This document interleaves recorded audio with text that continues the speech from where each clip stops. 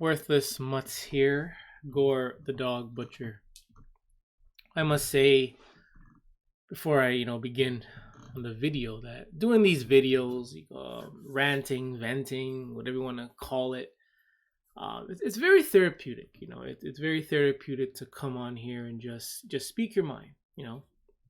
I'm a person that I've always kept to myself. Always, any emotion I've kept to myself. If I'm angry, I keep it to myself, and I just end up figuring things out on my own and just coping with it. But to come on here, and to just be able to say whatever, what needs to be said and whatever I want to say, it's very therapeutic. It is very therapeutic. I know at the beginning of this, my voice, again, I had no plans of doing something like this, none whatsoever. I know when I talk, my voice it's not, I never had the best, I guess, speaking voice or the most articulated voice. But I think just in with 2-3 months, I've, has it been 2-3 months? I guess it was 2-3 months. I have been, I think I've just for myself, I think I've, improved very, very much.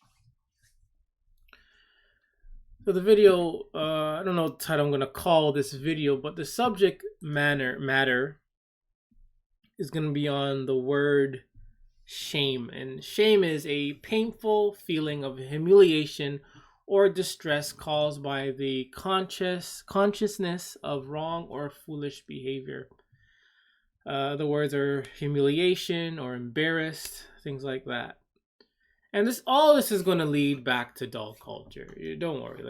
I think anything that, anything can be used to debunk and to, I guess, expose dog culture for what it really is. And shame, again, when people think of shame, they think of negative, they think of being of bad, of maybe punishment, left out, things like that. Yes, there is a negative side to shame, but I think, and I feel, again, you don't have to agree, you don't have to agree at all, but I believe that shame, has a positive side as well. I think anything we do has a negative and a positive side to it. Shame, in a sense of positive, it can help, fix certain social behaviors. Like, let's say you're being rude or you're disrupting someone who's speaking, you may feel bad about that. And the next time out, you stop doing it. Shame, shame can help prevent us from being, I guess, I hate to use the word crazy, but a good example is being crazy. Whether you go into a public place, you're acting silly, you're jumping on tables, you're taking off your shirt off, and shame can help you, realize that what you're doing is wrong, it's out of order. Shame can prevent us from, getting hurt.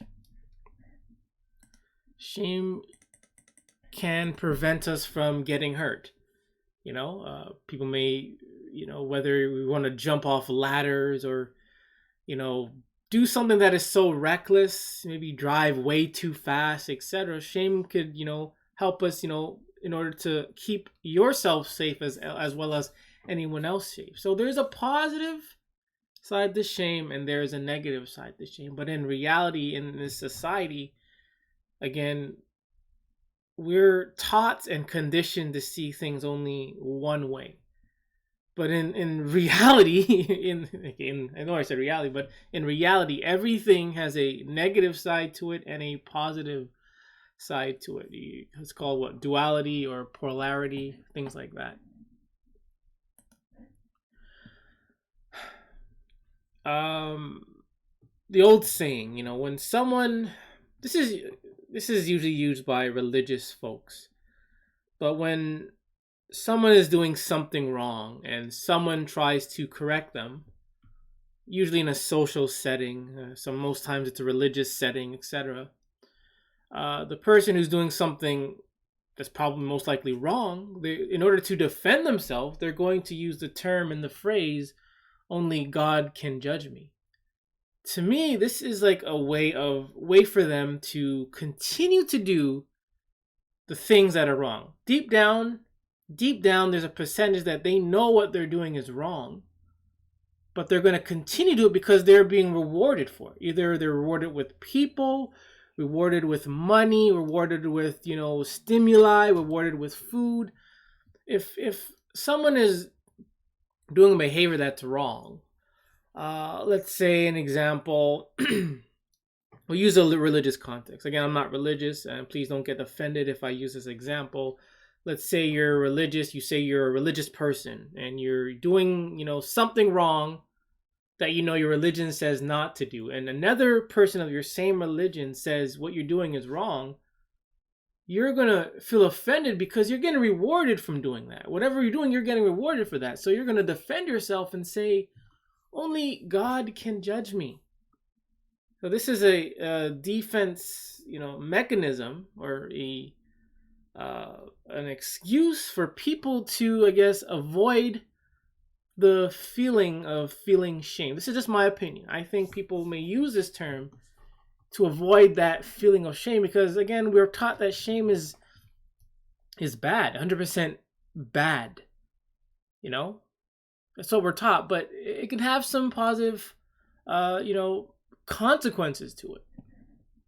Again, if I'm doing something wrong, I would love to someone to say, okay, you're doing this wrong. I would like to hear them out. I like to hear another person's opinion, whether they're wrong or right, or I disagree or agree. I will listen. I will reflect on it, think about it, and then I will, take action. But some people, they're very defensive, very offensive, and they will try to protect whatever they're doing, whether it's wrong or right or whatever the case may be. So like I'm saying, there's a positive side to shame, but I like to use the word, there's a productive side of shame. Again, like I said, shame can be used in order to correct people to be in the right direction. For example, let's say you're on a sports team and you're doing a drill 10 times over, but you're the only person that can't seem to get it right. And then the coach is going to yell at you, or the coach is going to be on you. The coach is probably going to embarrass you or center you out. And then you're going to feel bad. You're going to feel shamed for not getting the play or whatever right. And sometimes by being shamed or being centered out can actually help you correct the behavior you're doing. Another example is schools or tests or grades. You get a bad grade. Either people see it or not, you may feel bad that you got a bad grade. So what you can do, again, is study more, ask for help, get a tutor, and, again, shame can be productive. The title of this article is 5 Ways Shame Can Shape Your Life. So these are 5 ways. So one of the ways is people who live with shame often avoid relationships, vulnerability, and community. This is probably one of the negatives about shame.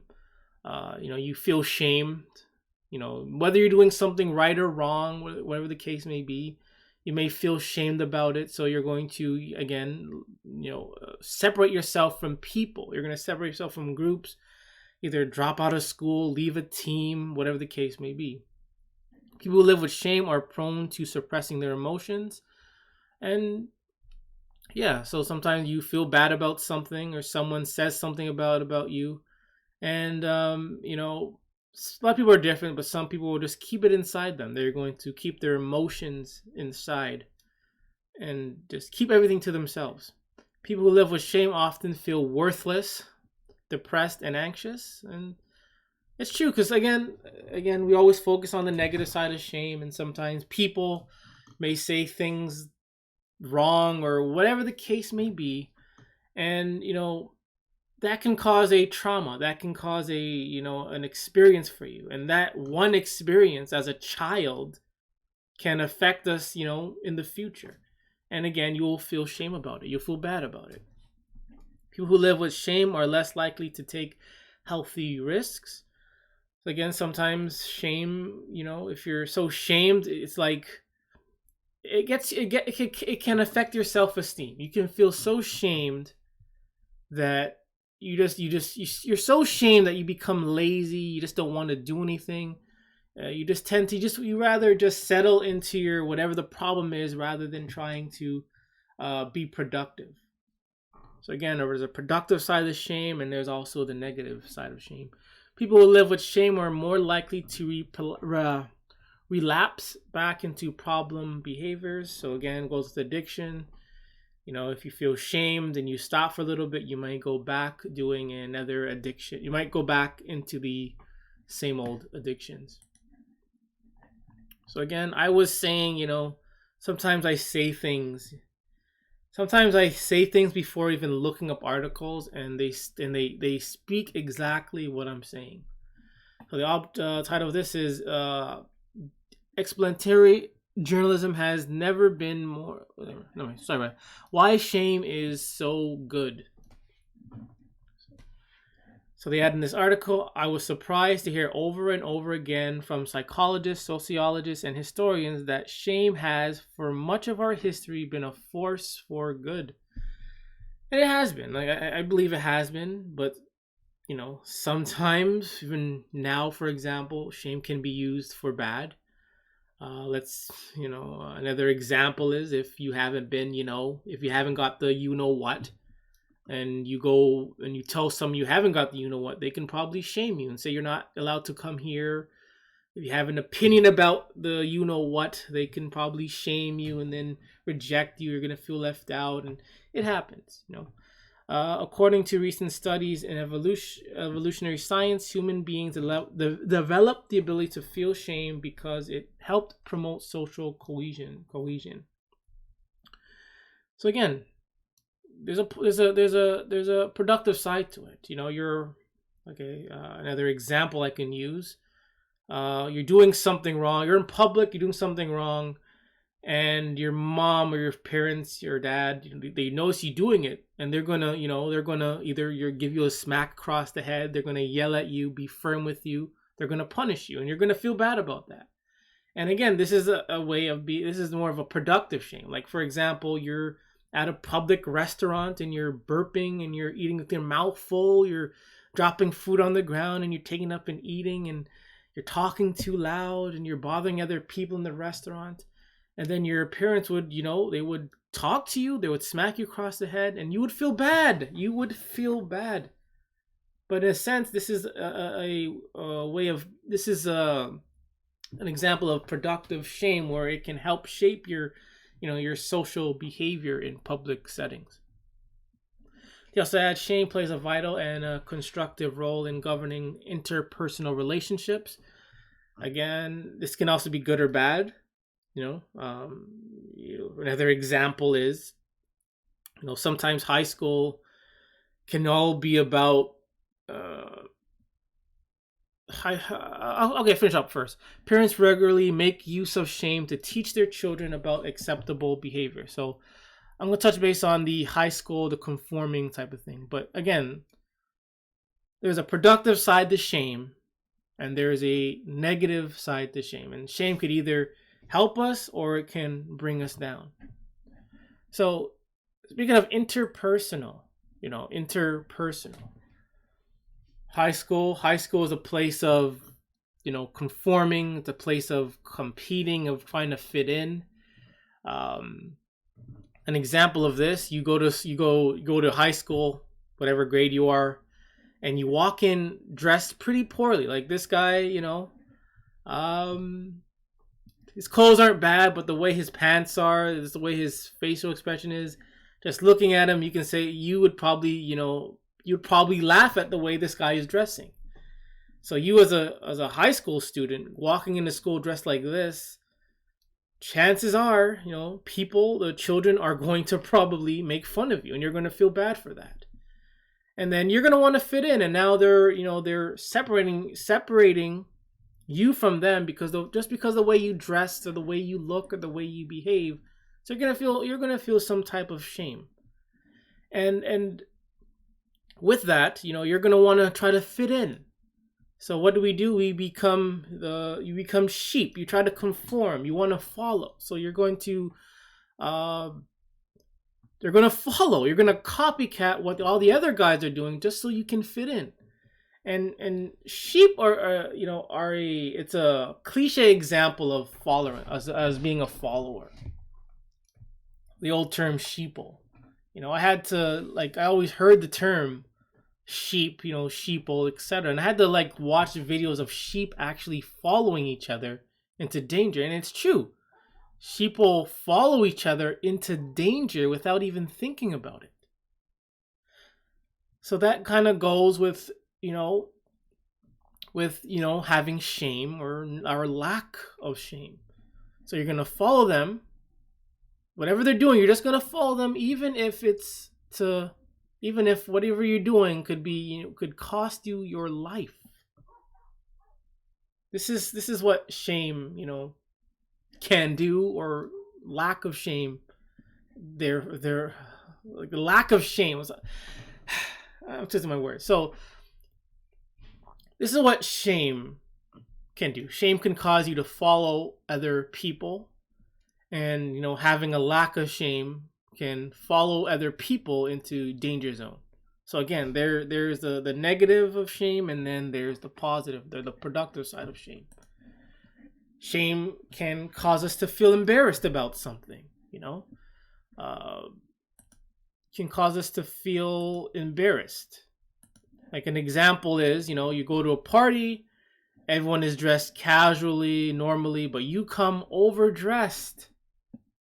Chances are you're going to feel embarrassed of being overdressed. Maybe you're not, maybe you will, but usually if you're coming overdressed or underdressed, let's say this is example is a toga party, and you come dressed up as an astronaut. You're going to feel embarrassed. You're going to feel embarrassed. People are going to probably laugh at you, or you're going to feel some sort of shame.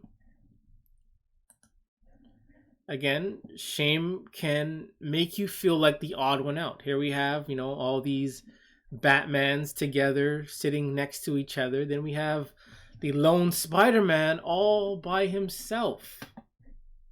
Even sometimes even the mask, even having a mask on can't cover the shame.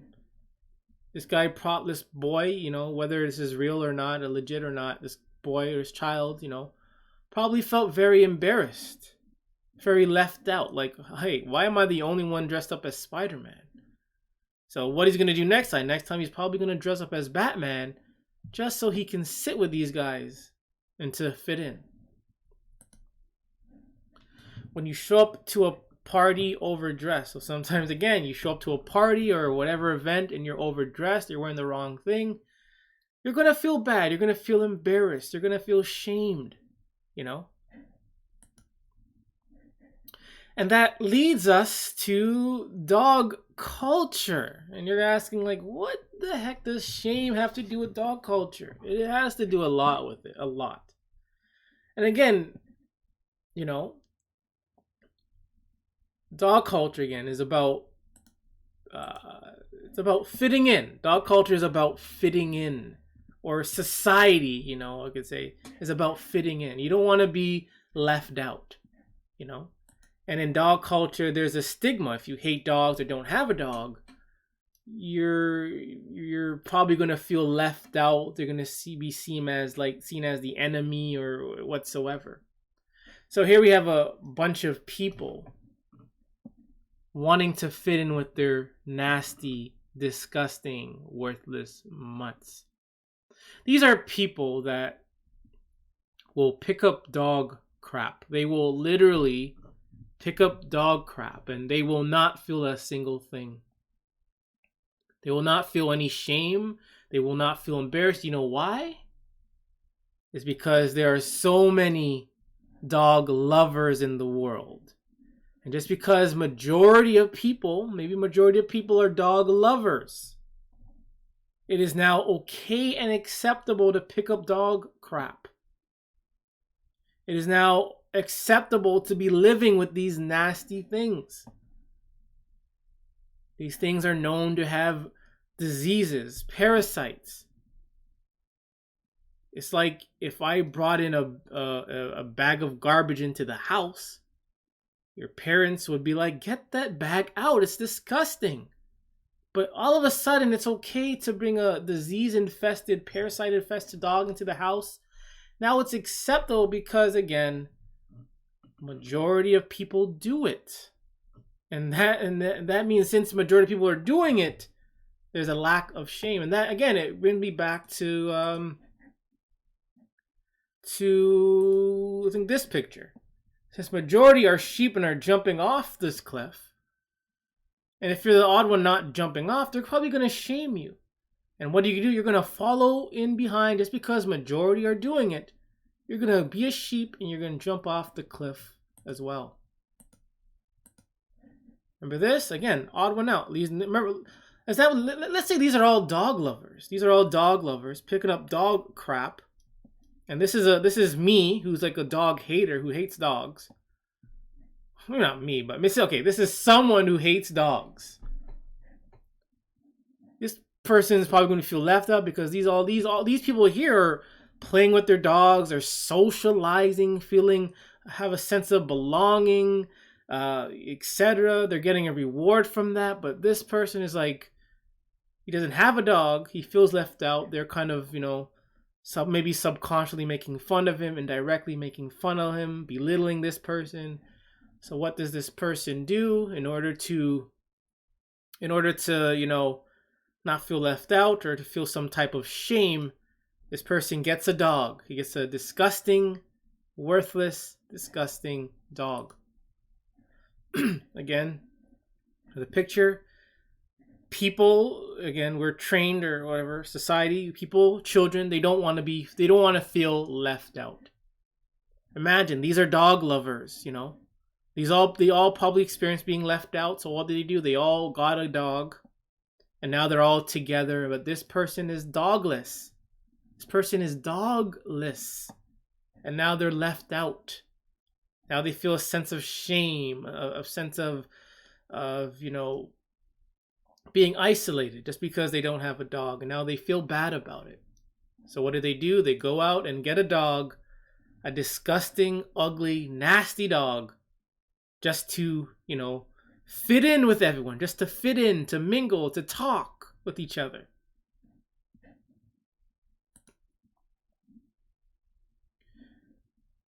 So again, this article is 11 reasons never to shame anyone. I should have this in the beginning, but there's a productive way of doing it, and there's a negative way of doing it. Again, I'm not saying to go up to someone and embarrass them in public. Sometimes people do deserve it, but sometimes things need to be said behind closed doors, one-to-one.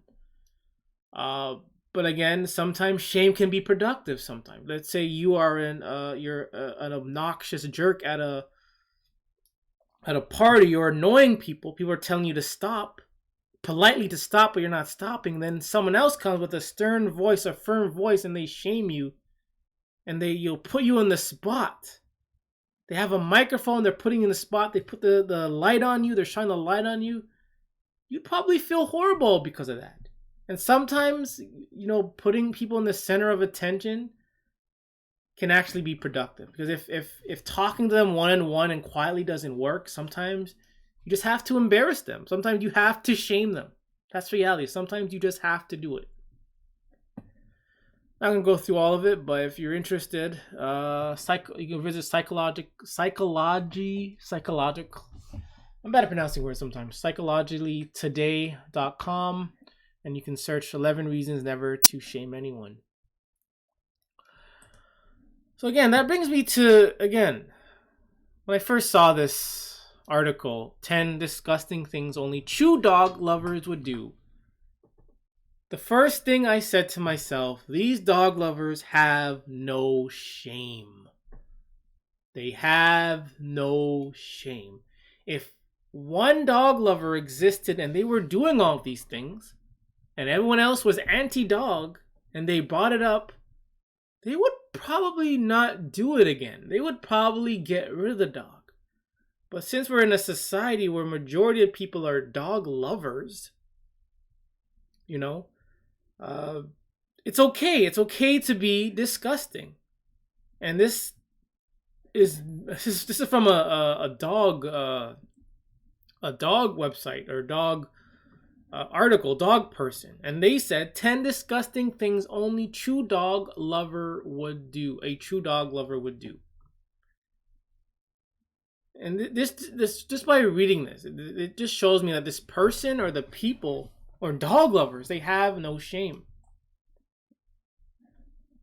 So one of the things is use your doggy as your primary dishwasher. So you're a true dog lover if you use your dog to wash dishes. And I went over this before, and it is just by far disgusting, and it happens. And I suggest to you, never ever eat from a dog lover or dog owner. Whether or not they're buying food at a restaurant or eating at their house, or they're going to a picnic and they're bringing food to a potluck, etc. Never eat from dog lovers. Never. Remove a live pigeon from your dog's mouth. Remove eye boogies or boggies, and let them be recycled, by which we mean eaten. I'm not sure who's eating it, but this is disgusting. Smell your fingers after picking up particularly messy pile of poop to ensure it was a clean grab. This is, again, shit pickers. This is disgusting. And dog lovers will laugh and smile. They will feel no shame when they pick up shit. Dog shit. Check poop for worms, especially if there are worms. Again, dogs are living parasites, walking parasites, walking diseases. And you're a true dog lover if you're checking dog crap for worms. This is what dog lovers do probably on their spare time. They check dog poop for worms. Get a big sloppy kiss from your dog at the park before discovering that he's just eaten duck poop. Again, even to kiss a dog, period, is disgusting. But to kiss a dog after it has eaten anything, even poop, again, dog lover. This dog lover, whoever wrote this, is loving, is enjoying this. And they have no shame. Grab a Klingon dingleberry without thinking twice about it. Bag over your hand, of course, until you look up and see someone looking at you in disgust. Cooey neighbor. Grab a Klingon. I'm not sure what this means. Grab a Klingon. I'm not sure what this means. I think it probably means the dog bag where you like pick up shit with. H, wake up fresh out of the shower to celebrate that your puppy made it through the night without peeing in her crate. As you pick the puppy up, she pees all over you. So you're a true dog lover if your dog pees on you. Scrub the carpet when your dog thoughtfully redirects your place after consuming an entire packet of something they shouldn't have eaten. So again, all comes down to poop again. This is like a dog lovers probably have like this dog poop fetish. This all comes back down to poop. 10, self-express anal gland. The smell is haunting. So again, I think dog lovers have like this dog poop fetish. Let's see how many times they probably mentioned poop in this. There's 1 time, 2, 3, probably 4, then 5, then probably 6 and 7. So at least 7 to 6 of these things reflect true dog lovers. So if you do these things, and if you have this dog poop fetish, then you are a true dog lover. And people would probably freak out touching their own crap. People would probably freak out for touching their own crap. But they have no shame of touching dog crap. Some people will use this bag and they will pick up dog crap. And it's better to pick it up than to leave it, yes. But then they will carry this bag with them for a couple miles around the block. So here we have a grown adult, probably very intelligent, walking a worthless mutt while carrying a bag full of crap and acting like they have absolutely no shame whatsoever. Personally, if I'm walking with any crap in my hands, I would feel embarrassed. But this person is walking with a worthless mutt and a bag of crap. So this person is walking with double craps and feels no shame whatsoever. So again, dog lovers are disgusting. Dog lovers feel no shame. They don't feel any shame because, again, they've been conditioned and they see that majority of people are disgusting dog lovers. So, they're okay with it. Dog lovers are okay with being disgusting. Therefore, they lack shame of it.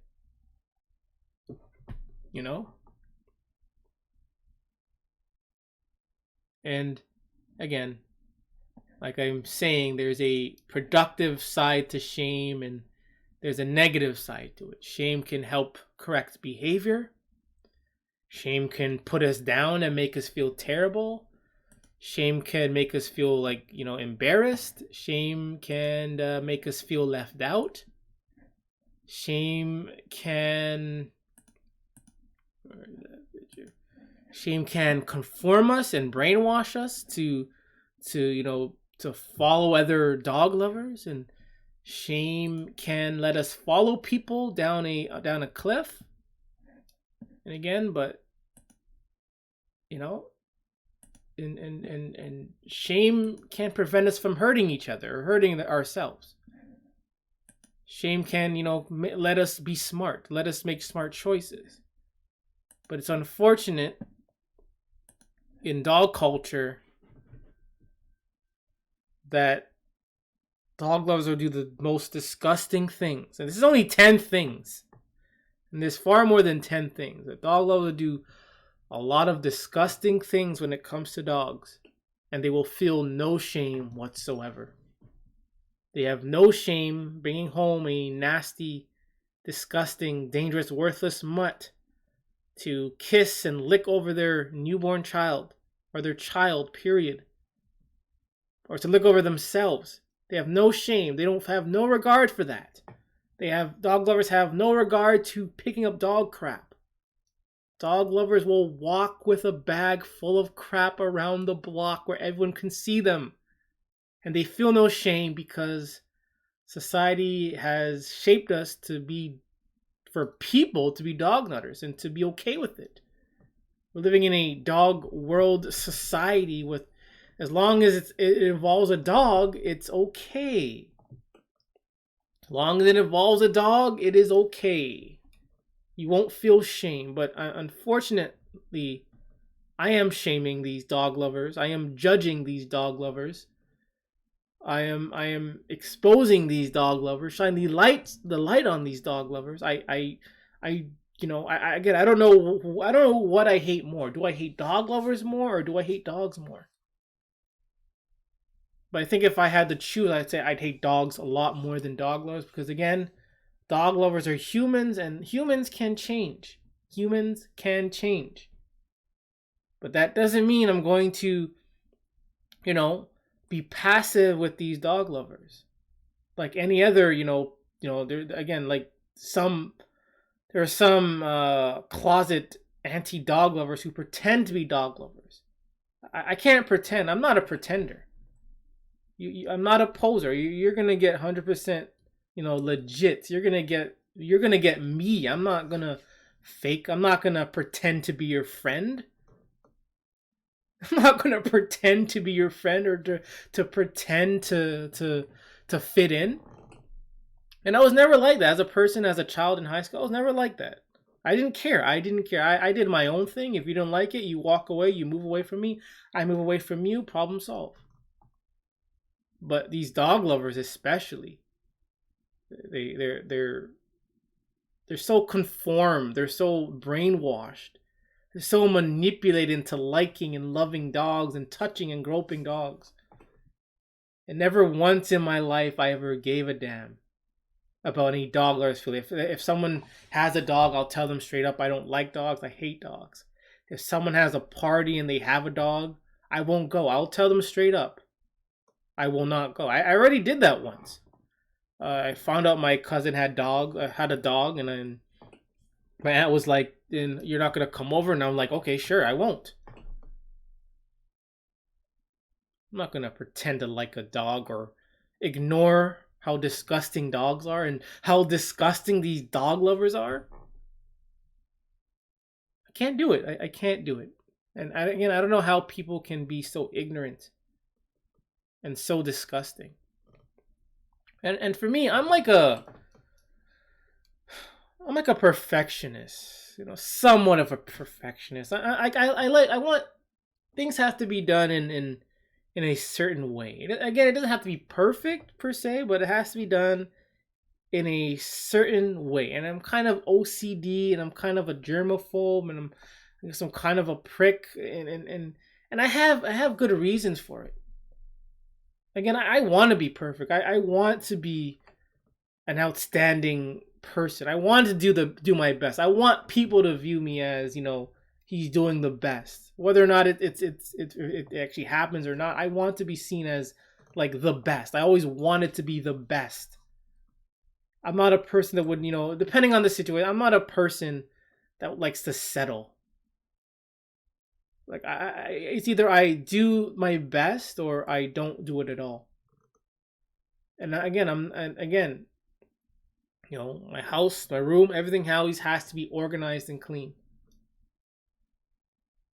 And to have a dog in the house, that's disgusting. That is disgusting. And I'm gonna say again. I just lost my train of thought. Oh yeah, so little story before I close. Again, I was riding my bike again yesterday, or on Thursday. Today's Friday. Yeah, I was riding my bike Thursday again, and overall the whole ride was pretty good. Just near the end, I'm on the road riding my bike, minding my own business, and I see this the only dog. Okay, technically the first of the only dogs I see it near the end. I'm riding my bike on the road, the dog's on the sidewalk with its owner. I'm riding across, the dog looks at me. As I'm riding past it, the dog barks and tries to lunge at me. Again, I'm not bothering the dog, I'm not talking to the dog. But I'm riding my bike, and here we have a dog lunging at me. But look at this. During that day, I rode past pigeons, like countless pigeons, countless of other birds. I rode past squirrels, rode past rabbits. I rode past cars, other people, and none of them had to come and lunge or attack me or hit me. None of them. And usually, again, I'm OCD. I don't like to be near animals. Period. I don't like to be near animals. Period. I don't know what it is. I'm not afraid of animals, but I don't like to be near animals at all. At all. So I'm riding my bike yesterday, and there's a squirrel like in front of the like there's a squirrel in front of me, and it's like not moving. I'm like at least 5 feet away from it, and it's not moving. So I'm slowing down a little bit. I'm slowing down just so it can move. Usually when they see you, they move away. I'm slowing down. I don't want to hurt the thing. I don't want the thing to run my bike and I get hurt. I don't want that. So I'm slowing down, still not moving. So my idea was to just, I'm going to stop a little bit and I'm just going to go around it. Because again, I don't like being near animals. So I'm going to stop. I'm just going to kind of drive, do like a little, not a U-turn, but I'm going to like circle the other way around him to avoid it. But now I'm like 3 feet away from it, then finally it moves. So again, this is just an example of like, I just don't like being near animals.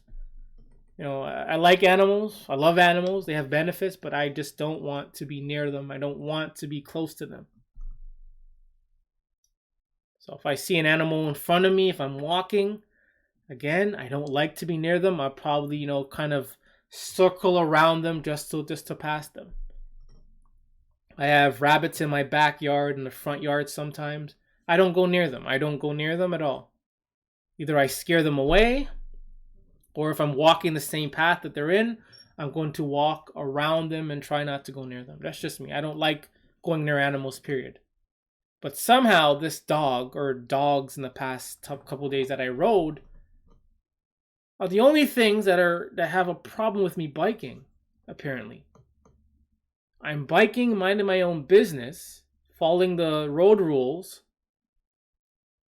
and here is a dog that has a problem with it, needs to lunge and bark at me. Like, why? What for?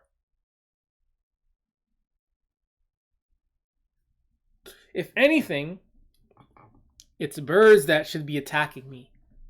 Birds, birds fly so they can attack you. But I won't lie. I have been attacked by one bird in my life. I've been attacked by only one bird in my life. But it was not my fault though, but it was kind of the people who I was with's fault. So I'm not sure if you're familiar with the red-winged blackbird.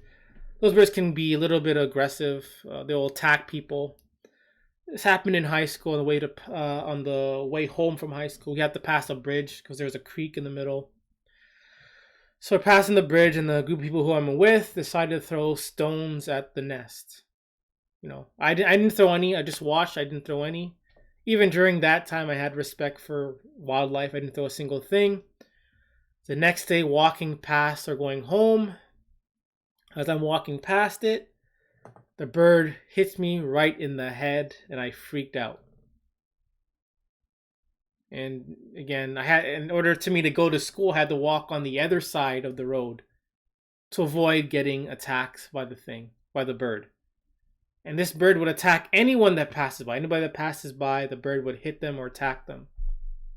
But the bird didn't like maul them or peck at them. The bird just hit him in the head and the bird flew away.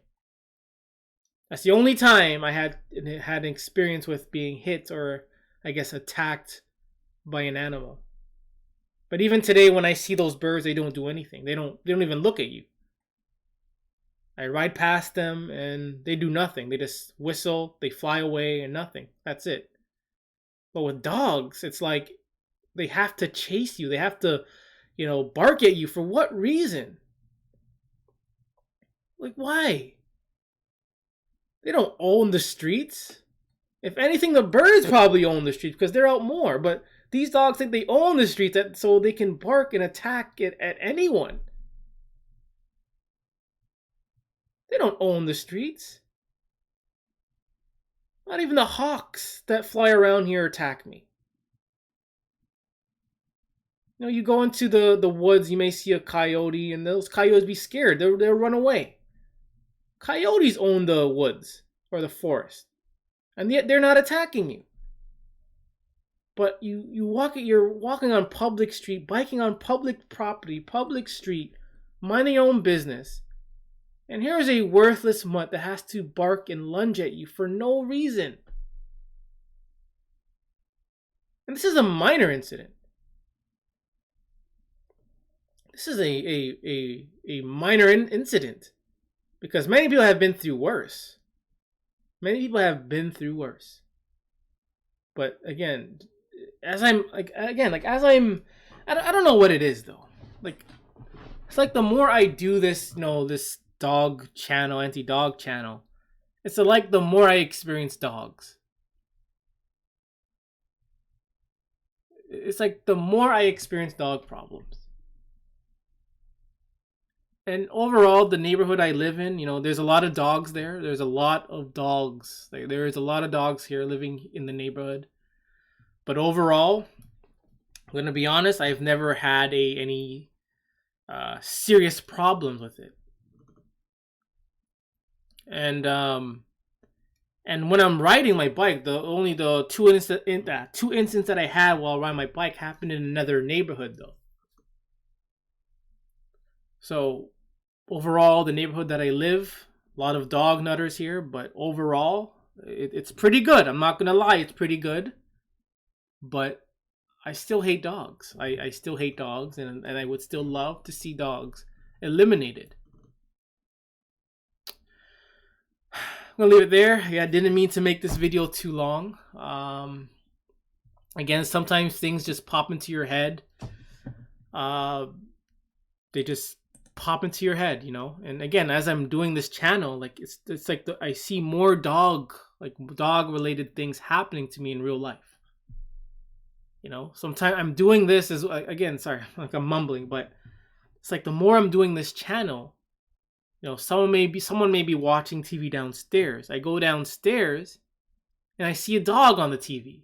I see someone groping a dog or something that's related to dogs. It's just crazy how this I guess universe works, where as soon as you're focused on something, you tend to see it a lot more.